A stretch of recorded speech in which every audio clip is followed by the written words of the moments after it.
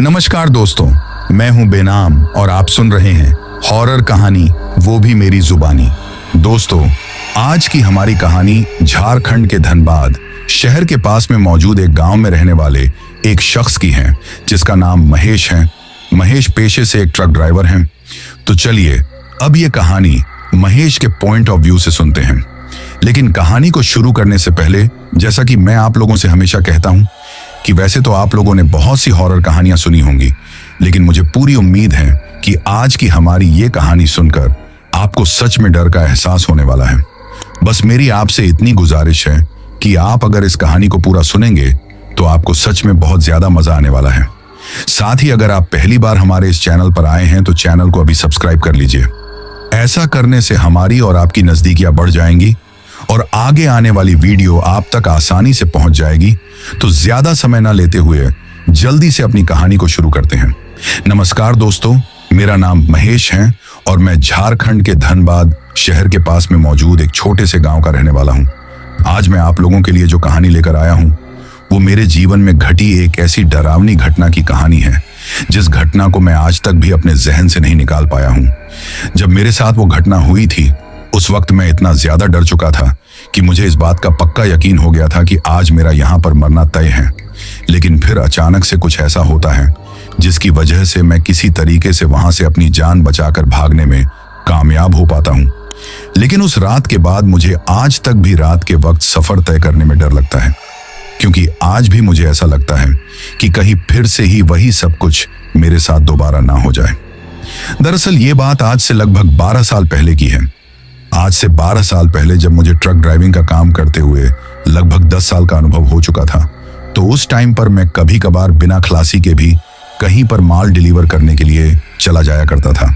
हालांकि शुरू में जब मैं नया ड्राइवर बना था तो उस वक्त तो मुझे रात के वक्त सफर तय करने के लिए कोई ना कोई दूसरा इंसान साथ में चाहिए होता था, क्योंकि उस टाइम पर मुझे अकेले में लंबा सफर तय करने की आदत नहीं थी। और जब कभी भी मैं अकेला कहीं पर निकल जाया करता था तो चुपचाप अकेले ही ट्रक चलाते रहने के कारण कुछ ही टाइम बाद मुझे नींद आने लग जाती थी। पर जब हम दो लोग साथ में रहते थे तब तो एक दूसरे से कुछ बातें करते हुए सफर को काट लेते थे। लेकिन फिर धीरे धीरे 10 सालों के अंदर ऐसी आदत पड़ गई थी कि अब मुझे किसी की भी जरूरत नहीं थी। मैं जहां कहीं भी आना जाना चाहता था वहां अकेला आ जा सकता था। हालांकि जब ट्रक में पीछे की तरफ लोडिंग रहता था उस वक्त तो मैं हमेशा ही खलासी को साथ में रखता था, क्योंकि माल को ट्रक से उतारना और किसी नए माल को ट्रक में चढ़ाना ये सब एक खलासी का ही काम होता है। लेकिन एक बार ऐसे ही जब मैं एक सब्जी मंडी में अपने ट्रक को चलाने का काम किया करता था तो उस टाइम पर मुझे कहीं पर एक माल लोड करके जाना था और उस माल में और कुछ नहीं बल्कि अंगूर आने वाले थे। यानी कि मुझे एक जगह पर जाकर अंगूरों के गोदाम से अंगूर लेकर आने थे। लेकिन इसके साथ ही मुझे ये भी कहा गया था कि वो जो अंगूर हैं वो जल्द ही खराब होने वाले हैं।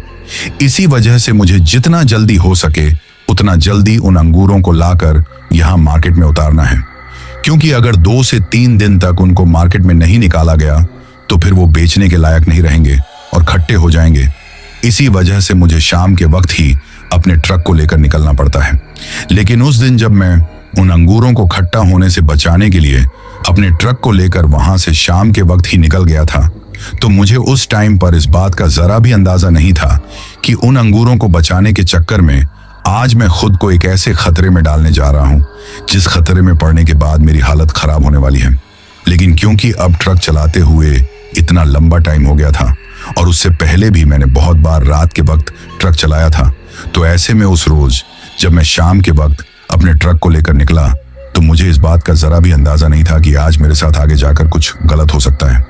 और ना ही मेरे दिमाग में ऐसा कुछ था कि आज मेरे साथ जो कुछ होने वाला है वैसा आज से पहले कभी भी नहीं हुआ था। लेकिन फिर एक अनजान मुसाफिर की तरह मैं अपने ट्रक को लेकर जब उस सफर पर निकल पड़ा तो शहर से थोड़ा दूर आगे निकलने से पहले ही जैसे ही रात के 8 से 8:30 बजे का टाइम हुआ और धीरे धीरे शहर पीछे की तरफ छूटने लगा तो मैं सोचता हूँ कि यहाँ से निकलने से पहले कुछ हल्का फुल्का खाना खा लेता हूँ, क्योंकि वैसे तो मैं हमेशा ही अपने घर जाकर खाना खाया करता था। लेकिन आज मैंने घर वालों को फोन करके बता दिया था कि मैं अब 2 दिनों तक घर पर नहीं आने वाला हूँ और किसी माल की लोडिंग के लिए निकल चुका हूँ। तो ऐसे में अब हर रोज की तरह जैसे ही रात के 8 बजे तो मेरे पेट में थोड़ी हल्की फुल्की हलचल होने लगती है और उस हलचल को महसूस करके मैं समझ जाता हूं कि अब मुझे जल्द ही कुछ खाना पड़ेगा। यानी कि उस टाइम पर मुझे भूख लग रही थी।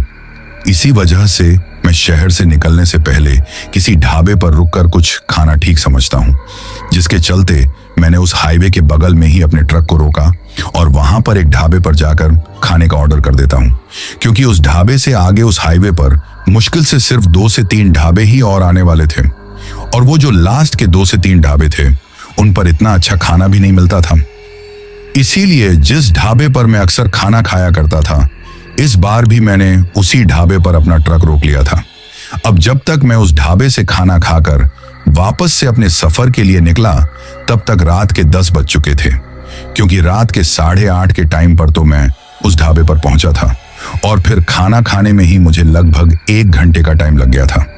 लेकिन मेरी शुरू से ही एक आदत थी कि मैं खाना खाते ही तुरंत ड्राइविंग सीट पर जाकर नहीं बैठता था, क्योंकि इससे थोड़ी हेल्थ प्रॉब्लम होने के चांसेस रहते हैं। इसी वजह से मैं खाना खाने के बाद थोड़ा बहुत इधर उधर टहल लेता हूं, जिसके चलते उस दिन मुझे 10 बजे खाना खाने के बाद भी आधे घंटे का टाइम वहां से रवाना होने में और लग गया था। लेकिन फिर जब मैं वहां से रवाना हुआ तो मुझे इस बात का अच्छी तरीके से पता था कि मुझे जिस गोदाम में अपने ट्रक को लेकर पहुंचना है, उस गोदाम तक पहुंचते पहुंचते मुझे सुबह के लगभग 4 बज जाएंगे और सुबह के 4 बजे तक मुझे लगातार नॉन स्टॉप ट्रक चलाना है। इसीलिए मैंने वहां से रवाना होने से पहले एक बार फिर से पानी से अपना मुंह धो लिया था, क्योंकि मुझे पता था कि आज मैं अकेला हूं और अकेले में मुझे अक्सर नींद आ जाया करती है। मुंह धोने के साथ साथ ही मैंने ट्रक में हल्का फुल्का म्यूजिक भी चला लिया था ताकि नींद ना आए। पर वो कहते हैं ना कि चाहे अपन किसी मुसीबत से बचने की कितनी ही कोशिश क्यों ना कर लें, लेकिन जिस मुसीबत को आना होता है वो आकर ही रहती है। और उस रात मेरे लिए भी आगे आने वाले रास्ते पर एक ऐसी ही मुसीबत मेरा इंतजार कर रही थी, जिस मुसीबत में मैं आज से पहले कभी भी नहीं पड़ा था। दरअसल अब जैसे ही मैं उस ढाबे से लगभग 5 से 7 किलोमीटर आगे निकला, तो जो धनबाद शहर था वो मेरे से बिल्कुल पीछे की तरफ छूट चुका था। उस वक्त मैं जिस सड़क से गुजर रहा था, उस सड़क के दोनों तरफ सिर्फ पेड़ ही पेड़ दिखाई दे रहे थे। यानी कि उस टाइम पर मैं एक सुनसान और जंगलनुमा सड़क से होकर गुजर रहा था, जिसके दोनों तरफ दूर दूर तक कहीं पर भी किसी घर का नामो निशान भी दिखाई नहीं दे रहा था। और उस टाइम पर जिस सड़क से मैं गुजर रहा था, वो सड़क कोई हाईवे नहीं था, बल्कि वो एक सिंगल सड़क थी, क्योंकि उस ढाबे पर खाना खाने के बाद थोड़ी दूर आगे जाते ही मुझे एक अंडरपास से होते हुए नीचे की तरफ उतरना था, क्योंकि जिस गोदाम में मैं अंगूर लेने के लिए जा रहा था, उस गोदाम तक पहुंचने का वही एक सबसे अच्छा रास्ता था। हालांकि उस हाईवे से भी आगे जाकर उस गोदाम तक पहुंचा जा सकता था, लेकिन हाईवे से जाने पर 2 से 3 छोटे छोटे शहरों के बीच से होकर गुजरना पड़ता था और शहरों में अक्सर छोटी छोटी सड़कों पर ट्रैफिक वगैरह की समस्या रहती थी। लेकिन वो जो बगल वाला सुनसान रास्ता था, उस तरफ से जाने पर कहीं पर कोई भी ट्रैफिक नहीं मिलता था। लेकिन आज मेरे लिए वहां पर एक ऐसा ट्रैफिक पहले से ही तैयार था, जिससे मैं कैसे भी करके बाहर नहीं निकल सकता था। अब मैं आप लोगों से ऐसा क्यों कह रहा हूं, इसके बारे में आप लोगों को थोड़ी ही देर में इस कहानी में आगे चलकर पता चलने वाला है। इसीलिए आप लोग इस कहानी को पूरा अंत तक जरूर सुने।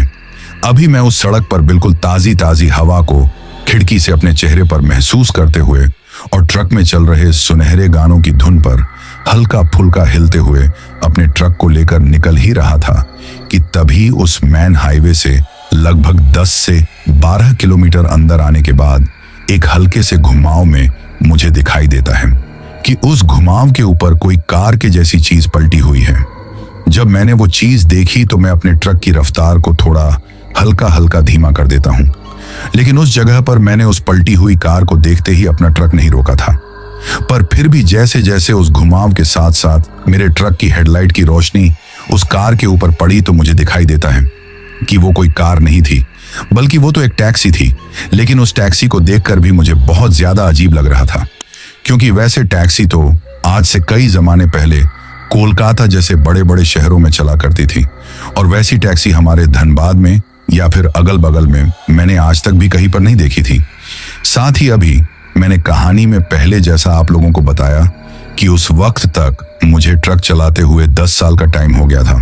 तो पिछले 10 साल में मैंने उस तरह की वो पीले रंग वाली टैक्सी कहीं पर भी नहीं देखी थी। लेकिन फिर जब मैंने गौर से उस टैक्सी की तरफ देखा तो मुझे दिखाई दिया कि वो टैक्सी भले ही पुराने जमाने की थी, लेकिन जिस जगह पर वो पलटी हुई थी वहां पर अब भी उसके टायर घूम रहे थे। और उन घूमते हुए टायरों को देखकर ऐसा लग रहा था कि जैसे ये टैक्सी अभी थोड़ी देर पहले ही मेरे आगे आगे ही चल रही थी और ये अभी अभी ही किसी चीज से टकराकर या फिर किसी एक्सीडेंट की वजह से यहां पर इस तरीके से पलट गई है। लेकिन फिर एक बात मुझे समझ में नहीं आ रही थी कि उस वक्त वो टैक्सी जिस जगह पर पलटी हुई थी वहां पर उसके अगल बगल में ना ही तो कोई पेड़ था और ना ही कोई दूसरी गाड़ी या फिर कोई बाइक वाला वहां पर गिरा हुआ था। यानी कि उस वक्त कोई भी चीज वहां पर ऐसी दिखाई नहीं दे रही थी जिसको देखकर ऐसा लगे कि ये टैक्सी इस चीज से टकराकर यहां पर इस तरीके से पलटी है। और ना ही वो जो घुमाव था वो इतना ज्यादा घुमावदार था कि घुमाव में उस तरीके से काफी तेज रफ्तार में घूमने की वजह से वो वहां पर इस तरीके से पलटी है। लेकिन जो सबसे ज्यादा ताज्जुब करने वाली बात थी वो ये थी कि उस वक्त तक भी उस टैक्सी के टायर मेरे सामने घूम रहे थे। और उस तरीके से टायर सिर्फ एक ही कंडीशन में घूमते हैं कि अभी अभी 1 से 1.5 मिनट पहले ही उस टैक्सी का एक्सीडेंट हुआ हो। पर अगर इतने कम टाइम पहले ही उसका एक्सीडेंट हुआ था तो फिर जब मैं पीछे की तरफ से आ रहा था तो मुझे तो कहीं से भी किसी भी एक्सीडेंट की या फिर किसी धमाके की आवाज सुनाई नहीं दी थी। ये बात दिमाग में आते ही मैं उस टैक्सी के घूमते हुए उन चारों टायरों की तरफ बड़े ही गौर से देखता हूं, क्योंकि उस वक्त मेरे दिमाग में ये था कि हो सकता है अचानक से घुमाव में घूमने पर किसी नुकीली चीज के ऊपर से गुजरने के कारण इस टैक्सी का टायर फट गया हो और टायर फटने के कारण ये टैक्सी इस तरीके से यहाँ पर पलट गई हो। लेकिन जब मैंने गौर से उस टैक्सी के टायरों की तरफ देखा तो उसके चारों के चारों टायर बिल्कुल सही सलामत थे। उनमें से एक भी टायर फटा हुआ नहीं था। अब ये चीज देखकर मैं समझ नहीं पा रहा था कि आखिर ये माजरा क्या है। एक पल के लिए तो मेरा मन हुआ कि मैं इन सब चीजों को छोड़कर इस टैक्सी के साइड से अपने ट्रक को लेते हुए आगे निकल जाता हूं, क्योंकि उस टाइम पर मुझे जितना जल्दी हो सके उतना जल्दी उन अंगूरों के गोदाम में पहुंचना था। लेकिन फिर मेरा ज़मीर मुझे इस बात के लिए इजाजत नहीं देता है। यानी कि उस वक्त मेरा मन मुझसे ये कह रहा था कि अगर अभी कुछ टाइम पहले ही एक्सीडेंट हुआ है तो जरूर यहां पर किसी को मदद की जरूरत है। यही बात सोचकर मैं अब अपने ट्रक को उस टैक्सी से थोड़ा पहले ही सड़क के ऊपर रोक देता हूं और ट्रक को चालू कंडीशन में ही छोड़कर मैं मेरे केबिन से नीचे उतरता हूं। नीचे उतरने के बाद धीरे धीरे बड़े ही ध्यान से आगे पीछे देखते हुए उस टैक्सी की तरफ जाने लगता हूं। फिर जब मैं उस टैक्सी के थोड़ा करीब पहुंचा तो उस टैक्सी के ऊपर जो नंबर प्लेट लगी हुई थी उस नंबर प्लेट को देखकर भी मुझे बहुत ज्यादा अजीब लगता है, क्योंकि वैसी नंबर प्लेट तो काफी टाइम पहले जो कोलकाता वाली पीले रंग की टैक्सियां चला करती थी वैसी टैक्सियों पर लगी रहती थी। इसके साथ ही वो जो टैक्सी का मॉडल था वो तो आज से लगभग 30 से 40 साल पुराना था। उस चीज को देखकर मुझे समझ में नहीं आ रहा था कि आखिर इतनी पुरानी टैक्सी को आज के जमाने तक किसने संभाल के रखा है, और अगर किसी ने इसको आज तक संभाल के रखा था तो जिस तरीके से इसका यहाँ पर एक्सीडेंट हुआ है इस चीज की वजह से तो उस इंसान को बहुत ज्यादा दुख हुआ होगा। क्योंकि मैंने भी बहुत बार कई लोगों को देखा था कि उनको पुरानी चीजों को स्टोर करके रखने का या फिर पुरानी चीजों को बिल्कुल सही तरीके से संभाल कर रखने का काफी ज्यादा शौक होता है।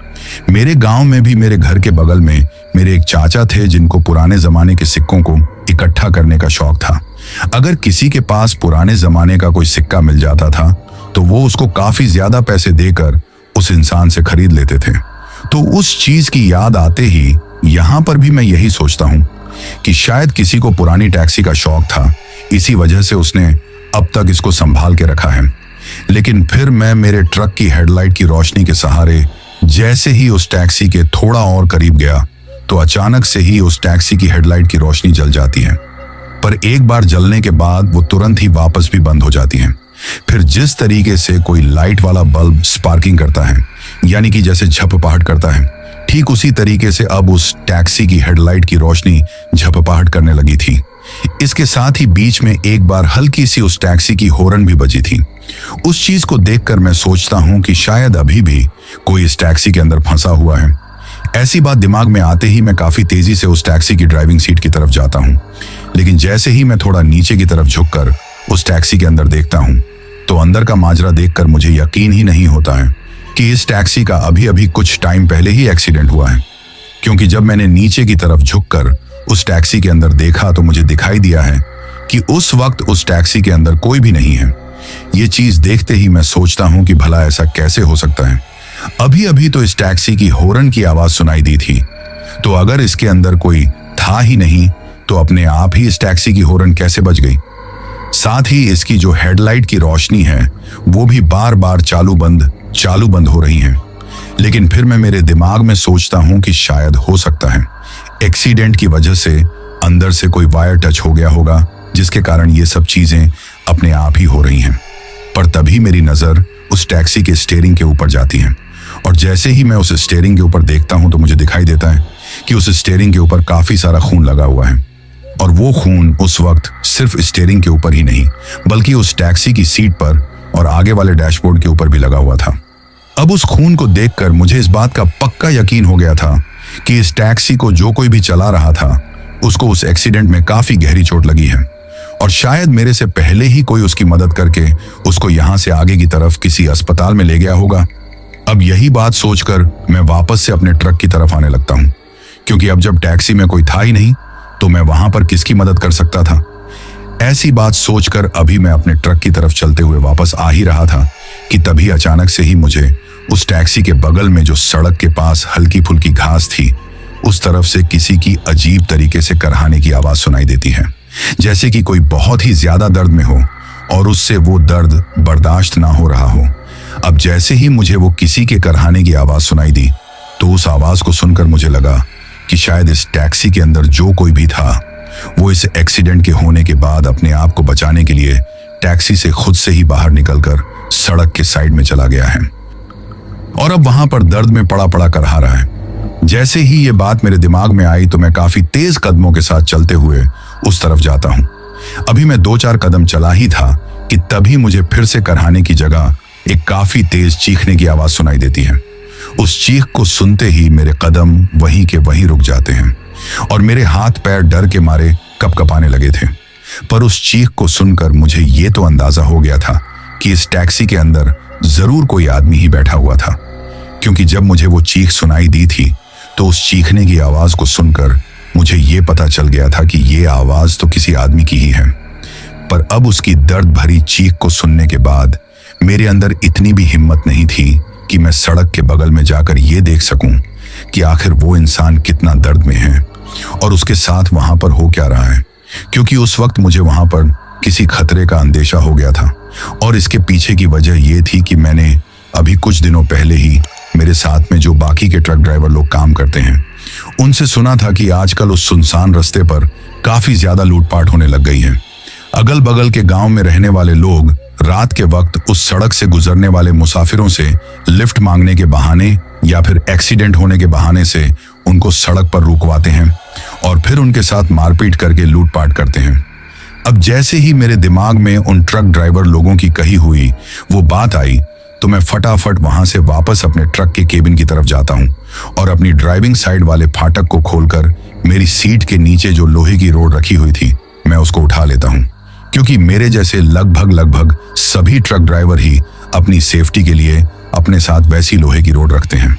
और अगर इस कहानी को कोई ट्रक ड्राइवर भाई सुन रहा है तो वो ये बात अच्छी तरीके से जानता होगा। अब उस लोहे की रोड को अपने हाथ में लेने के बाद मुझे थोड़ी बहुत हिम्मत आती है, क्योंकि मैंने ये सोच लिया था कि अगर कोई मेरे ऊपर हमला करने के लिए आएगा तो मैं इस लोहे की रोड की मदद से अपने आप को बचा लूंगा। यही बात सोचकर मैं फिर से धीरे धीरे अपने कदमों को उस तरफ सड़क के बगल में बढ़ाने लगता हूं जिस तरफ से मुझे अभी कुछ टाइम पहले उस आदमी की वो चीखने की और दर्द में करहाने की आवाज सुनाई दी थी। अभी मैं उस तरफ जा ही रहा था कि तभी अचानक से ही मेरा जो ट्रक पीछे की तरफ चालू कंडीशन में खड़ा हुआ था वो वहां पर अपने आप ही अजीब सी आवाज करके बंद हो जाता है। अब जैसे ही वो ट्रक बंद होता है तो उसके बंद होने के साथ ही उसकी जो हेडलाइट की रोशनी थी वो भी बंद हो गई थी, और जैसे ही हेडलाइट की रोशनी बंद हुई तो वहां पर चारों तरफ बिल्कुल घना अंधेरा छा गया था। उस वक्त वो अंधेरा इतना घना था कि मुझे मेरे से 2 कदम आगे का भी कुछ दिखाई नहीं दे रहा था।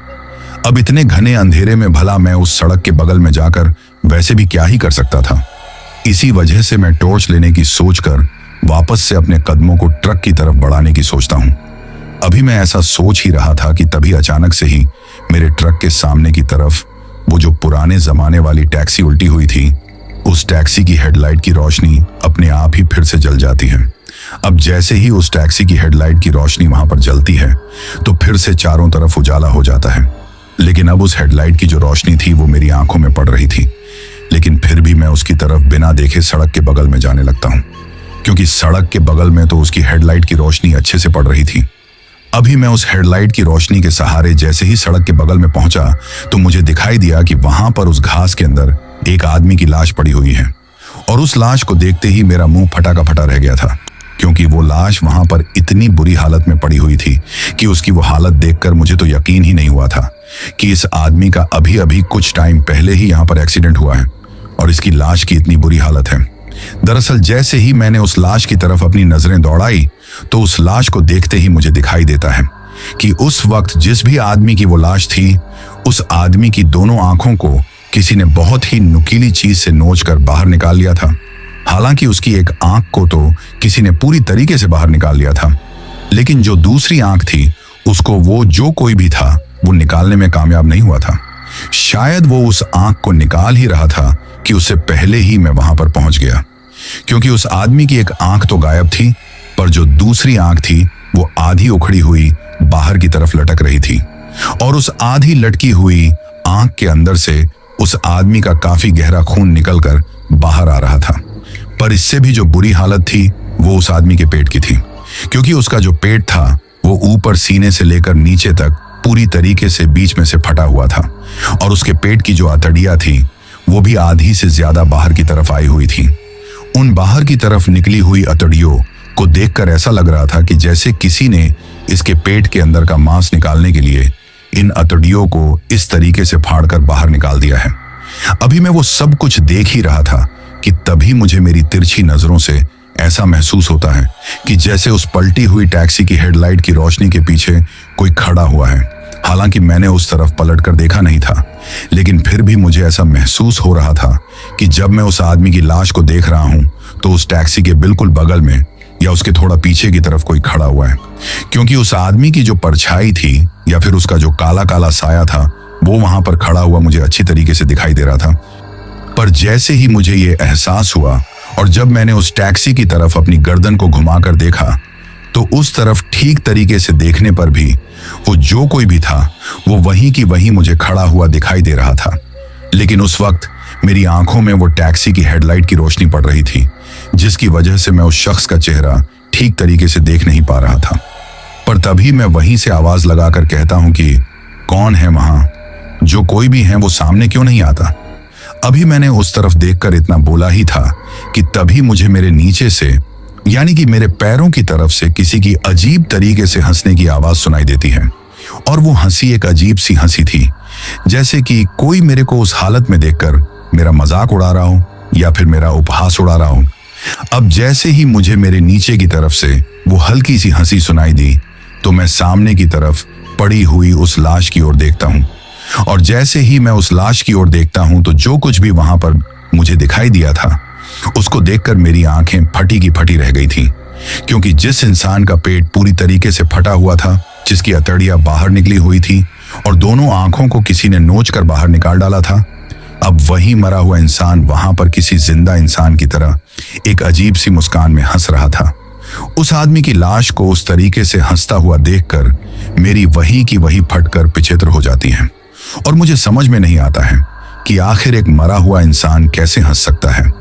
अभी मैं ऐसा सोच ही रहा था कि तभी अचानक से ही उस पलटी हुई टैक्सी की हेडलाइट की रोशनी झपझपाहट करके बंद हो जाती है।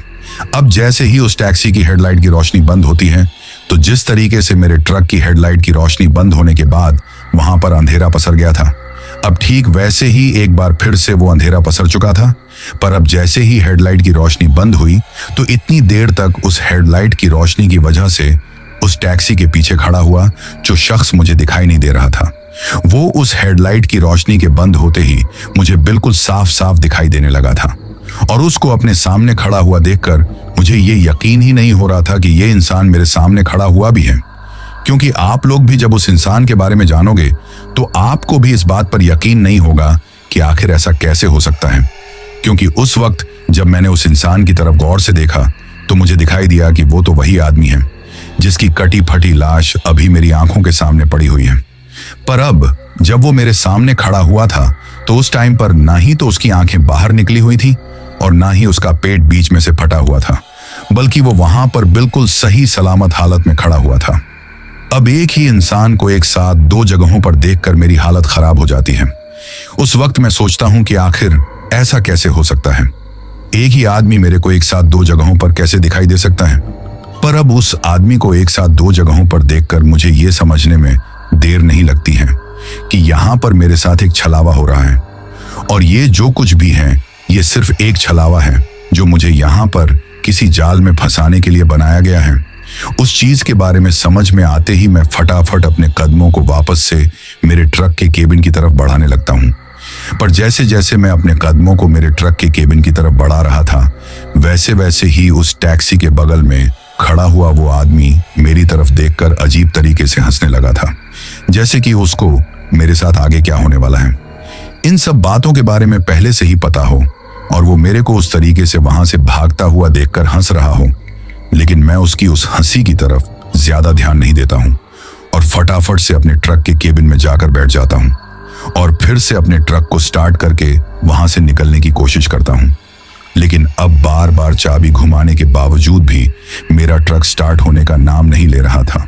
अब उस चीज की वजह से मैं और भी ज्यादा परेशान हो गया था, क्योंकि अगर ट्रक वहां से स्टार्ट ही नहीं होता तो मैं भला कैसे वहां से अपने आप को बचाकर निकाल सकता था। इसीलिए मैं कैसे भी करके बस उस ट्रक को स्टार्ट करने की कोशिश में लगा हुआ था। पर मेरे को लगातार उस कोशिश में नाकामयाब होता हुआ देखकर मेरे सामने उस टैक्सी के पीछे खड़ा हुआ वो आदमी और भी ज्यादा जोर जोर से हंसने लगा था, जैसे कि उसको मेरी नाकामी पर काफी ज्यादा खुशी हो रही हो। पर तभी मुझे मेरे ट्रक के सामने वाले शीशे में एक चीज ऐसी दिखाई देती है जिस चीज को देखकर तो मेरे सिर की कनपटी से होते हुए पसीना निकलने लगा था। और वो चीज ये थी कि अभी उस आदमी की सड़क के बगल में जो कटी फटी लाश पड़ी थी, अब वो लाश बिल्कुल वैसी ही हालत में अपने पैरों से छलकर उस सड़क के किनारे से मेरे ट्रक के बिल्कुल ठीक सामने आकर खड़ी हो गई थी, और वो भी उसी हालत में उस आदमी के साथ वहां पर जोर जोर से हंसने लगी थी। अब एक ही आदमी अलग अलग दो जगहों पर, और वो भी अलग अलग हालत में मेरी तरफ देखकर जब हंस रहा था, तो उन सब चीजों को देखकर एक पल के लिए तो मेरा सिर चकराने लगा था और मुझे ऐसा महसूस हो रहा था कि जैसे अब मैं थोड़ी ही देर में यहाँ पर बेहोश होने वाला हूँ। लेकिन फिर मैं किसी तरीके से अपने आप को कंट्रोल करते हुए भगवान का नाम लेता हूँ और बस उनसे मन ही मन में ये प्रार्थना करता हूँ कि हे भगवान, एक बार कैसे भी करके मेरा ये ट्रक स्टार्ट हो जाए। पर उस वक्त तो भगवान जी भी मेरा साथ नहीं दे रहे थे। पर तभी मुझे याद आता है कि एक बार मेरे साथ जो खलासी काम किया करता था, उसने मुझे बताया था कि उस्ताद कभी कभार जब चाबी वाला सेल्फ काम नहीं करता हो तो नीचे की तरफ से तार निकालकर उन दोनों तारों को आपस में जोड़कर ट्रक को स्टार्ट किया जा सकता है। अब जैसे ही मुझे ये चीज याद आती है तो मैं वही चीज करने लगता हूँ, लेकिन उसमें लगभग 2 से 3 मिनट का टाइम लगने वाला था। पर नीचे की तरफ तार जोड़ते वक्त भी मेरी नजरें सामने की तरफ उस आदमी की ओर ही थी, लेकिन अब हाथों से तो मैं नीचे की तरफ उन तारों को जोड़ने में लगा हुआ था, पर देख सामने की तरफ रहा था, जिसकी वजह से जो काम जोर मार के 3 मिनट में हो सकता था, उस काम को होने में 5 मिनट से भी ज्यादा का टाइम लग गया था। पर जब तक मैं उन तारों को जोड़ रहा था तब तक उस आदमी की वो जो कटी फटी लाश थी, अब वो चलते हुए मेरी तरफ ही आने लगी थी। और जब तक मैंने तार जोड़े थे तब तक तो वो मेरे ट्रक के फाटक के बगल में आकर अपने दोनों हाथों से जोर जोर से उस फाटक को खोलने की कोशिश करने लगा था। और जिस वक्त वो उस फाटक को झटके लगा रहा था, उस वक्त उसके मुंह से एक अजीब सी डरावनी आवाज निकल रही थी। इसके साथ ही उसके शरीर का जो खून था वो उसकी पेट की बाहर निकली हुई उन अतड़ियों से टपक टपक कर नीचे की तरफ गिर रहा था, और उसकी जो अतड़ियां थी वो उसके घुटनों तक लटकी हुई थी। उसकी उतनी बुरी हालत देखकर मुझे वैसे ही उससे काफी ज्यादा घिन आ रही थी, पर इसके साथ ही उसके जो होंठ थे वहां से भी खून की लार टपक रही थी, जिसकी वजह से मैं उसकी तरफ वैसे भी नहीं देखना चाहता था, क्योंकि एक तो उसका चेहरा वैसे ही इतना ज्यादा डरावना दिखाई दे रहा था, और ऊपर से उसकी वो हालत देखकर मुझे अंदर की तरफ से उल्टी करने का मन हो रहा था। पर तभी अचानक से ही जिन तारों को मैं जोड़ रहा था उनमें एक हल्की सी स्पार्किंग होती है और वो तार स्पार्किंग करते ही मेरा ट्रक स्टार्ट हो जाता है। अब जैसे ही ट्रक स्टार्ट होता है तो मैं काफी तेज स्पीड में एक्सीलेटर देकर उसको पहला गियर डालता हूँ और उसके बाद उस ट्रक को आगे की तरफ बढ़ाने लगता हूँ। लेकिन अब क्योंकि वो जो टैक्सी थी वो तो मेरे सामने उस सड़क के बिल्कुल बीचों बीच में खड़ी हुई थी, तो ऐसे में मैं अपने ट्रक को वहां से कैसे निकाल सकता था। लेकिन उस वक्त मैंने मेरे दिमाग में सोच लिया था कि अगर आज जान बचानी है तो कैसे भी करके इस टैक्सी को चाहे टक्कर ही क्यों ना मारनी पड़े, पर अपने को यहां से निकलना है। यही बात अपने दिमाग में सोचकर मैं काफी तेजी स्पीड में ले जाकर अपने ट्रक को उस टैक्सी में ठोकता हूं, जिससे वो टैक्सी किसी गेंद की तरह उछलकर साइड में गिर जाती है और वो आदमी भी उस टैक्सी के साइड में गिरने के साथ ही वहां से गायब हो जाता है। फिर इसके बाद मैं अपने ट्रक को काफी तेज स्पीड में दौड़ाते हुए वहां से निकल लेता हूं। अभी मुझे वहां से निकले हुए लगभग 1 से 2 मिनट ही हुए थे कि तभी मैं ट्रक चलाते चलाते ही सामने की तरफ देखकर बोलता हूं कि अरे यार रमेश, तू भी कितने टाइम से सो रहा है? मेरे साथ यहां पर इतना कुछ हो गया है और तुझे नींद की पड़ी हुई है। अब जैसे ही मैंने ये बात बोली तो मुझे मेरे दिमाग में आता है कि मैं ये बात किससे बोल रहा हूं। आज तो मैं अकेला हूं और मेरे साथ तो वो रमेश नाम का खलासी आया ही नहीं है, तो फिर मैं ये बात क्यों बोल रहा हूं? पर सिर्फ 3 ही सेकंड में मुझे ये बात समझ में आ जाती है कि मैंने ये बात क्यों बोली है। क्योंकि उस वक्त जिस ड्राइविंग सीट के ऊपर बैठा बैठा मैं ट्रक चला रहा था, उसके बगल में ही कोई लेटा हुआ था और उसने अपने आप को सिर से लेकर पैरों तक एक सफेद सी चादर से ढक रखा था। ऐसा अक्सर तब होता था जब मेरे साथ कोई खलासी काम पर आता था, तो रात के वक्त सफर तय करते टाइम उसको जब थोड़ी बहुत नींद आ जाती थी तो वो उस तरीके से अपने मुंह के ऊपर कंबल डालकर सो जाता था। और यही बात उस वक्त मेरे दिमाग में रह गई थी, जिसकी वजह से मैंने ट्रक चलाते चलाते ऐसा बोल दिया था। पर जैसे ही मुझे ये याद आया कि आज तो मेरे साथ कोई आया ही नहीं है, तो फिर मैं सोचता हूं कि जब मेरे साथ कोई खलासी आया ही नहीं तो फिर मेरे बगल में ये कौन सो रहा है और ये मेरे ट्रक के केबिन के अंदर आखिर आया कैसे। अब ये चीज दिमाग में आते ही मैं अजीब तरीके से हकलाने लगता हूं और ट्रक चलाते चलाते ही जोर से बोलता हूं कि कौन हो तुम और मुझसे बिना पूछे मेरे ट्रक के अंदर कैसे आ गए। लेकिन मेरे द्वारा कई बार काफी जोर से बोलने के बावजूद भी वो जो कोई भी था वो कुछ नहीं बोल रहा था और ना ही मुझे उसकी नींद लेने की आवाज सुनाई दे रही थी। पर अब जब मेरे द्वारा कई बार कहने पर भी उसने कोई जवाब नहीं दिया तो मैं ट्रक चलाते चलाते ही एक हाथ से उसके चेहरे के ऊपर से वो सफेद रंग की कंबल हटा देता हूं और जैसे ही मैंने उसके ऊपर से वो कंबल हटाई तो उसका चेहरा देखते ही मेरे मुंह से काफी भयंकर चीख निकल जाती है, क्योंकि उस वक्त वहां पर मेरे ट्रक के केबिन के अंदर वो जो शख्स लेटा हुआ था वो और कोई नहीं बल्कि वो वही आदमी था जो अभी मुझे वहां पर एक साथ 2-2 जगहों पर दिखाई दिया था। उस आदमी को अपने ट्रक के केबिन में लेटा हुआ देखकर जो डरने की सबसे बड़ी वजह थी वो ये थी कि वो आदमी वहां पर मुझे उस टैक्सी के बगल में जिस तरीके से सही सलामत खड़ा हुआ दिखाई दिया था, अब वो उस तरीके से मेरे केबिन के अंदर नहीं लेटा हुआ था, बल्कि उस आदमी की वो कटी फटी लाश जिसकी दोनों आंखें बाहर निकली हुई थी और जिसकी पेट की अतड़ियां नीचे की तरफ लटकी हुई थी, अब वही खून से सनी हुई लाश मेरे ट्रक के केबिन के अंदर पड़ी हुई थी, जिसके ऊपर वो सफेद रंग की कंबल थी।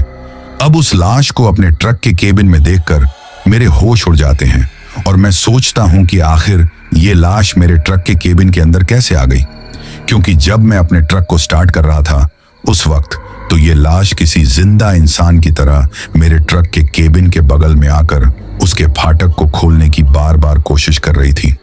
पर उसी दौरान मेरा ट्रक स्टार्ट हो गया था और मैं वहां से काफी तेज स्पीड में निकल गया था। तो फिर ये यहां पर कैसे आ गई? अभी मैं मेरे दिमाग में ये सब बातें सोच ही रहा था कि तभी अचानक से ही उस लाश की जिन आंखों को किसी ने नोचकर बाहर निकाल डाला था, अब वहां पर मुझे बिल्कुल सफेद सफेद आंखें दिखाई देने लगी थीं और उसके उस डरावने चेहरे के ऊपर उन सफेद आंखों को देखकर तो मैं और भी ज्यादा डर गया था, क्योंकि वो सफेद सफेद आंखें उसके चेहरे को और भी ज्यादा डरावना बना रही थी। अब जैसे ही मैंने अपनी आंखों के सामने वो सब कुछ देखा तो अब मुझे समझ में नहीं आ रहा था कि आखिर मैं क्या करूं। पर तभी अचानक से ही उस सड़क पर मुझे मेरे सामने से कोई दूसरी गाड़ी या फिर कुछ कार के जैसा आता हुआ दिखाई देता है। लेकिन उस वक्त मैं ठीक तरीके से ये देख नहीं पा रहा था कि वो सामने की तरफ से क्या आ रहा है, क्योंकि रात का वक्त था और घने अंधेरे में हेडलाइट की रोशनी के कारण मुझे उस रोशनी के पीछे का कुछ दिखाई नहीं दे रहा था। पर जैसे ही मैं उस रोशनी के थोड़ा करीब जाता हूं तो जो कुछ मुझे अपनी आंखों के सामने दिखाई देता है उसके ऊपर मुझे बिल्कुल भी विश्वास नहीं होता है, क्योंकि उस वक्त सामने की तरफ से जो कार मेरी तरफ चलकर आ रही थी वो कोई दूसरी कार नहीं थी, बल्कि वो वही पीले रंग वाली टैक्सी थी जो पीछे की तरफ उस घुमाव में मेरी आंखों के सामने उल्टी पड़ी हुई थी। अब उस टैक्सी को बिल्कुल सही सलामत हालत में देखकर मुझे तो समझ में ही नहीं आ रहा था कि आखिर ये टैक्सी इस तरीके से बिल्कुल सही हालत में कैसे चल रही है, और इसको तो मैं पीछे की तरफ ही छोड़कर आ गया था, तो फिर ये उल्टा मेरे से सामने की तरफ से कैसे आ रही है।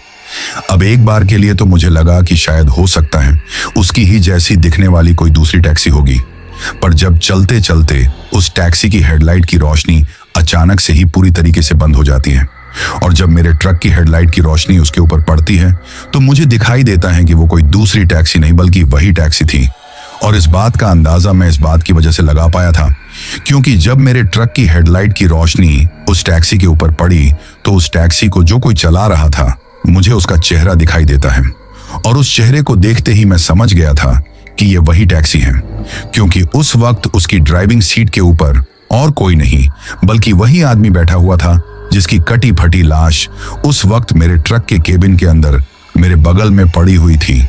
पर उस टैक्सी की ड्राइविंग सीट पर जब वो आदमी बैठा हुआ था तो उस वक्त वो उस कटी फटी लाश वाली हालत में नहीं था, बल्कि वो एक सही सलामत हालत में उस टैक्सी को चला रहा था, जिस तरीके से वो मुझे उस वक्त वहां पर उस टैक्सी के पीछे खड़ा हुआ दिखाई दिया था जब मैं सड़क के बगल में जाकर उस लाश को देख रहा था। अब जैसे ही मुझे वो आदमी मेरे सामने टैक्सी चलाकर आता हुआ दिखाई दिया तो मुझे समझ में आ जाता है कि अब यहाँ पर कुछ बहुत गलत हो सकता है, पर मैं उसी वक्त अपने दिमाग में सोच लेता हूं कि इससे पहले कि सामने की तरफ से अपने साथ कुछ गलत हो अपने को ही कुछ करना पड़ेगा।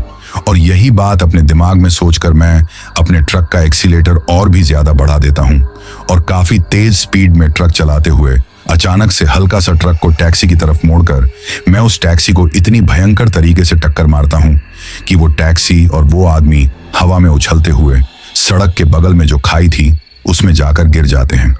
लेकिन ताज्जुब की बात यह थी कि जैसे ही वो टैक्सी उस खाई में जाकर गिरती है तो उस टैक्सी की वहां पर गिरने की बाल के गिरने की जितनी भी आवाज नहीं आती है, यानी कि उस वक्त जब वो टैक्सी मेरे ट्रक से टकराई थी और मेरे ट्रक से टकराने के बाद जब साइड में जाकर गिरी थी तो उसकी बिल्कुल कोई भी आवाज नहीं आई।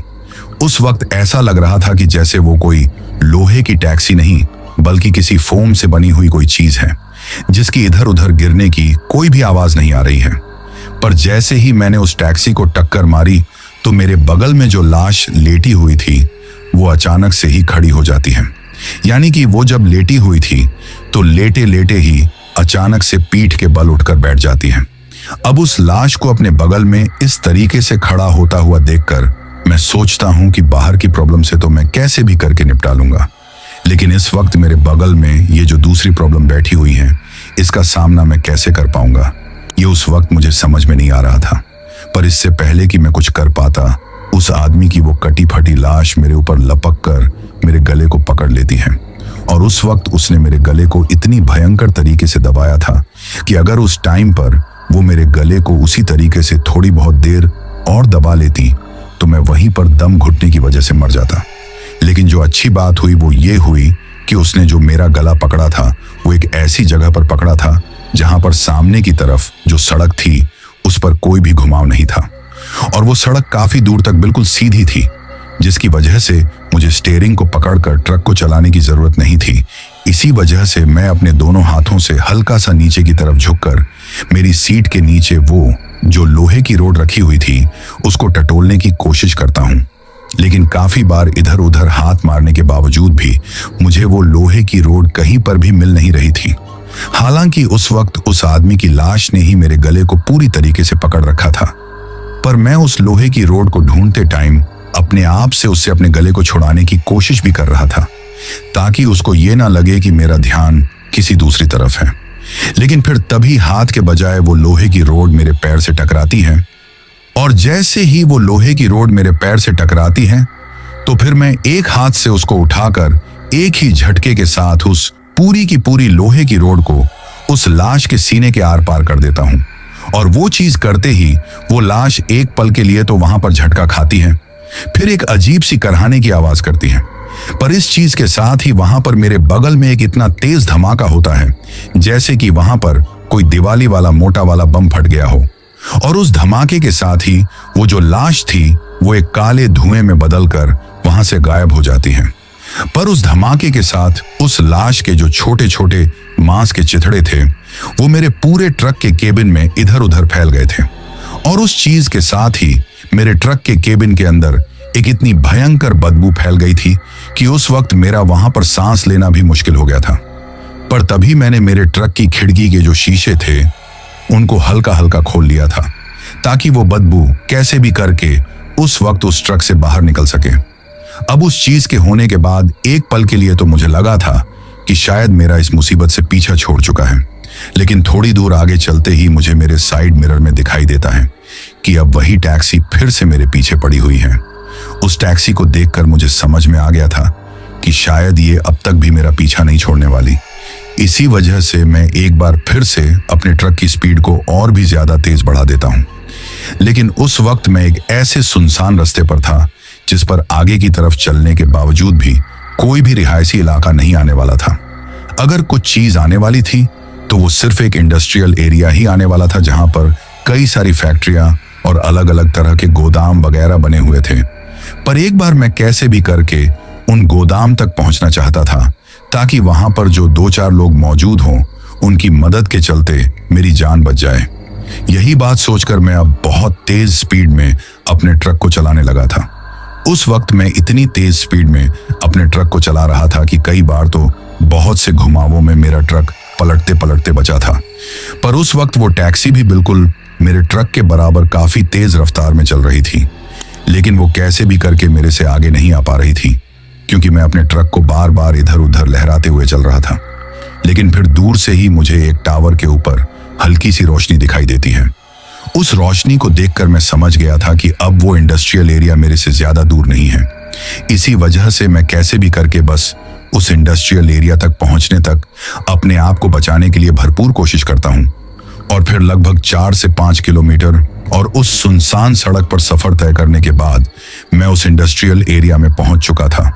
और फिर जब मैं उन अंगूरों वाले गोदाम के पास पहुंचा और वहां के सुपरवाइजर को मैंने जो कुछ भी मेरे साथ हुआ था उन सब चीजों के बारे में बताया तो मेरे मुंह से वो सब बातें सुनकर वो सुपरवाइजर मुझसे कहता है कि तुम्हारे साथ जो कुछ हुआ है वो कोई नई बात नहीं है, बल्कि अक्सर रात के वक्त इस सड़क से जो कोई भी इस तरफ आता है उसके साथ यही सब कुछ होता है।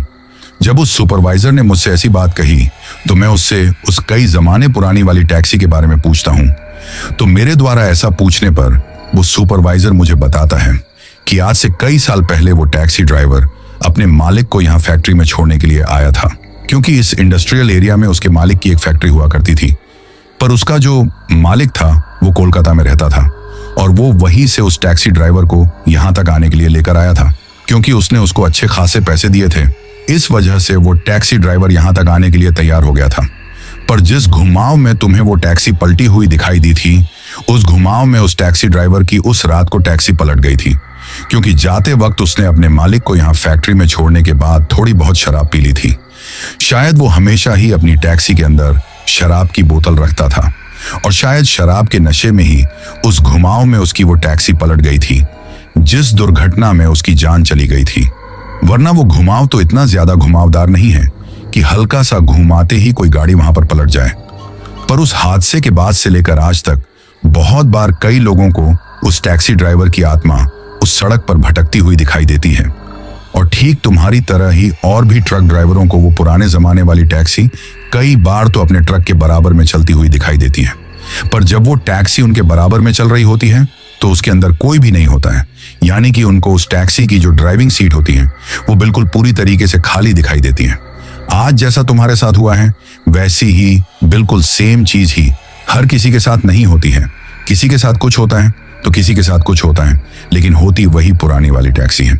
अब मुझे वो सब कुछ बातें बताने के बाद और सुबह तक मेरे ट्रक में वो अंगूर लोड करवाने के बाद वो फैक्ट्री का सुपरवाइजर मुझसे कहता है कि अब आप वापस से उस रास्ते से जाने की गलती मत करना, बल्कि आप पीछे की तरफ से जो हाईवे से होकर रास्ता है उसी तरफ से जाना, और आज के बाद भी जब कभी भी आपके यहाँ पर माल लेने के लिए आना हो तो चाहे दिन हो या फिर रात हो, पर इस सुनसान रास्ते से आने की गलती मत करना, क्योंकि जो कोई भी ट्रक ड्राइवर मुझे आकर उसके साथ ये सब कुछ होता है और उन सब की बातें बताता है, तो मैं उसको यही सलाह देता हूं कि वो उस सुनसान रास्ते से फिर से सफर तय करने की गलती ना करें, क्योंकि किस्मत एक बार जान बचा सकती है लेकिन हर बार किस्मत भी साथ नहीं देती है।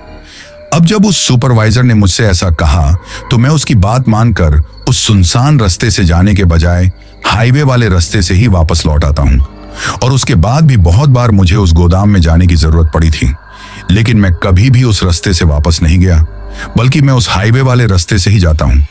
लेकिन मैं आज तक भी उस रात मेरे साथ वो जो कुछ भी हुआ था उसको अपने दिल और दिमाग से नहीं निकाल पाया हूं।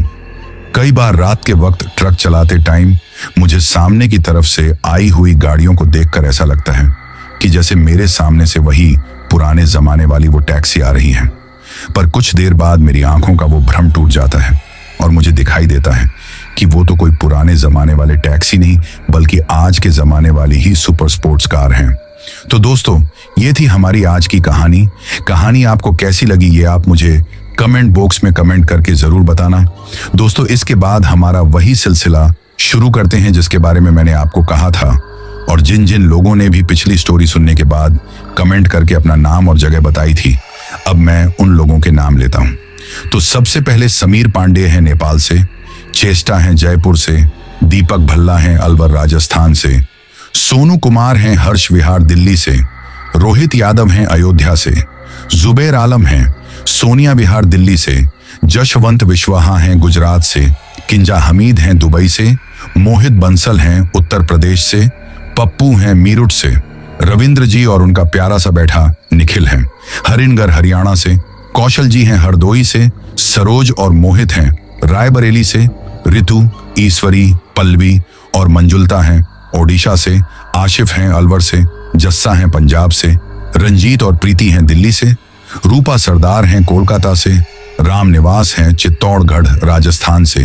अहमद खान हैं आजमगढ़ से, सीता हैं रायपुर छत्तीसगढ़ से, शाहीन फातिमा हैं जयपुर से, नितिन चंद हैं उत्तराखंड से, परवीन शिवकुंज खान हैं वाटिका से, त्रिलोकी हैं गाजीपुर से, पापुनी हैं उड़ीसा से, उस तिवारी और हर्ष तिवारी हैं सिरसा प्रयागराज से, गणेश कुमार हैं चेन्नई से, अंश हैं जयपुर राजस्थान से, वर्षा कुमारी हैं अलीगढ़ यूपी से, ऋतु थापा हैं मीरठ से, फरमान हैं बामनिया से, गोप बंधु हैं ओडिशा से, छोटेलाल हैं बिहार से, बबूल मालाकार हैं गुवाहाटी असम से, सीमा तांती और आरुष हैं मुंबई से, सैयद इकबाल हैं कर्नाटक से, राधिका हैं झारखंड से, देवी हैं यूके से, नारायण प्रसाद हैं बदलापुर हरियाणा से, साकिब अन्ना हैं लाहौर पाकिस्तान से, असीम खान हैं अलीगढ़ से, झामरू मोरे हैं महाराष्ट्र से, रो खान हैं झारखंड से, अमर कुमार हैं दुबई से, परमिंदर कौर हैं पंजाब से, विक्रम धर्मोड़ा हैं गुजरात से,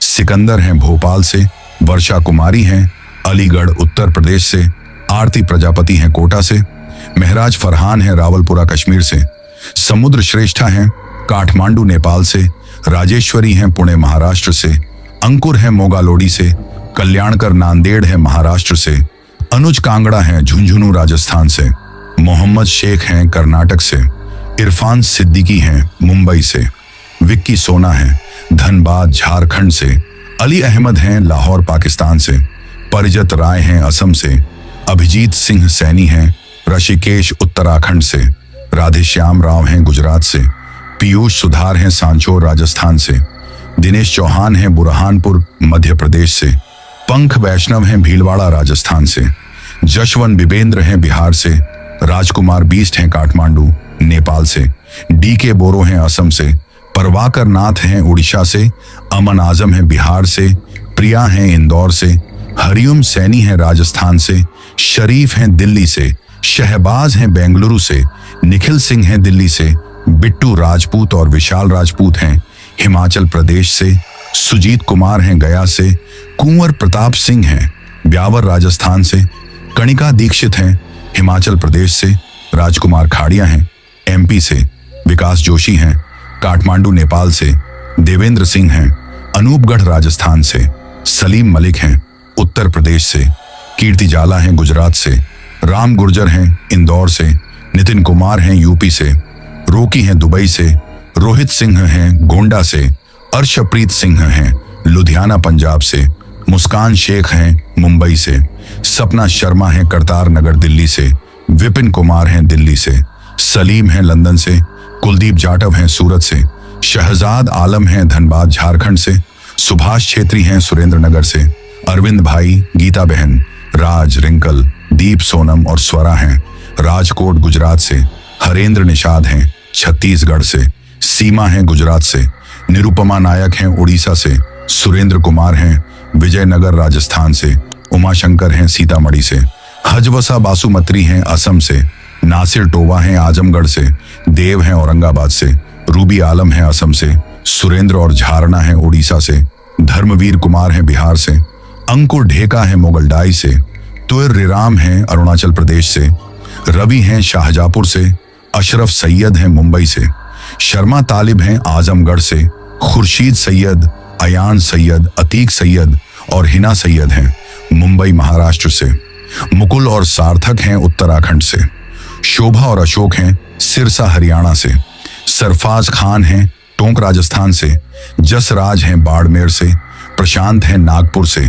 जस्सा, वंशदीप और निदेर कौर हैं पंजाब से, बिंदी सिंह हैं मुंबई से, विधान गोंडुले हैं छतरपुर महाराष्ट्र से, विक्रम हैं मेघालय से, दिलीप गोहिल हैं गुजरात से, कृपाकरण हैं बेंगलुरु से, कृष्णा मोंडोल हैं तमिलनाडु से, खुशनूर खान हैं गुजरात से, जी के मोहन हैं अहमदाबाद गुजरात से, केडी ठाकुर हैं गुजरात से, लक्ष्मण हैं तेलंगाना से, स्नेहल मिठे हैं सोलापुर से, सलमान पठान हैं आगरा से, तंबाज अर्क हैं रांची झारखंड से, नरेंद्र मलिक हैं सोनीपत से, महबूब खान हैं जयपुर से, सुखदेव लखोत्रा हैं गुजरात से, तुलसी कुमार सिसोदिया हैं बेंगलुरु से, अरूप बोरदोलोई हैं असम से, प्रशांत माटे हैं नागपुर महाराष्ट्र से, प्रवीण हैं शिवकुंज से, अभिजीत सिंह सैनी हैं ऋषिकेश उत्तराखंड से, आस्तिक थापा हैं हिमाचल प्रदेश से, मोहम्मद फरहाज हैं यूपी से, संदीप मंदिर हैं पंजाब से,